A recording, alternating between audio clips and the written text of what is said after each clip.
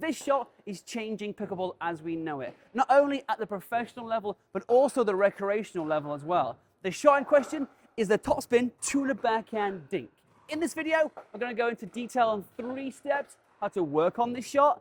Then we'll do a couple of drills towards the end that really help emphasize this skill set and hopefully make you that little bit better. Also, stay to the very end, guys. I'm giving away my free course on dinking, drops, all that in between. All right, guys, let's get into it. So the foundation of an effective topspin tuna backhand dink is all about this. The top hand does 70% of the shot. So to train this top hand, what you're going to do, get a ball machine or a partner and simply work on the idea of using that top hand only, to hit some dinks here. This is a really good way of getting a good feel of that 70% dominance of that top hand. So the final part of the 70% mentality is you're going to hit one ball now with one hand, the next ball with 2 hands, and repeat, repeat, repeat. It's a great way of bringing these 2 hands naturally back together.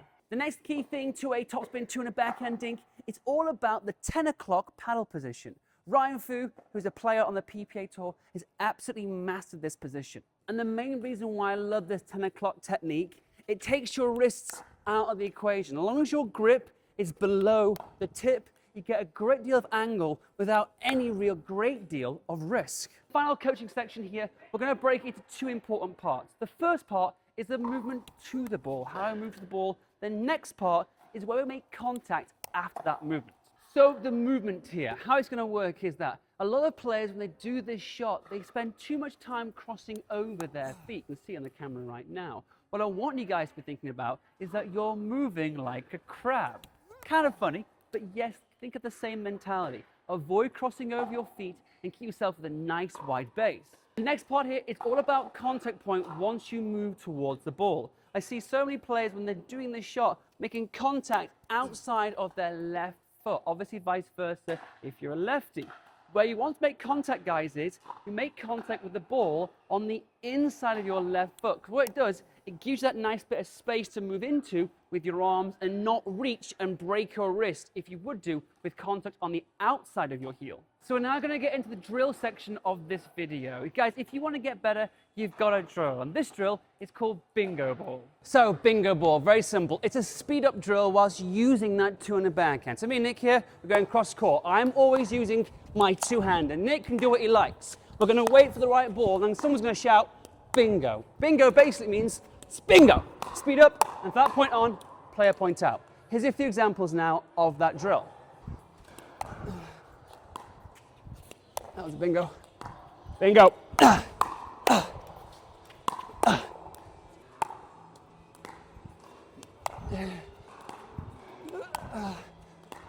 Bingo. Sorry, Nick. Sorry, Nick.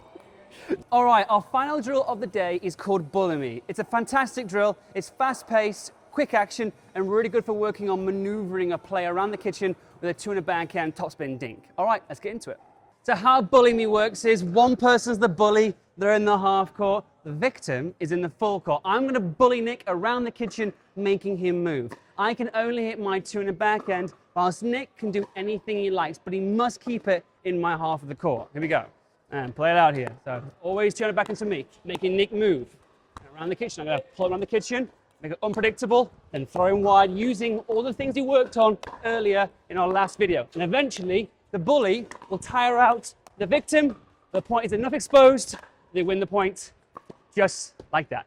Okay, that was the topspin tuna backhand dink. As I mentioned at the very beginning, guys, for staying all the way to the end of this video, there's a link down below to my personal website. There's a free course on there. All you gotta do is put your email there, and it gives you a login so you can sign in. In those videos are drills and obviously more explanations of those drills. Small little course, but well worth taking a look at and getting hold of. Right, guys, thanks for watching as always. Smash the like button, and I'll see you guys in the near future. Thank you. Bye.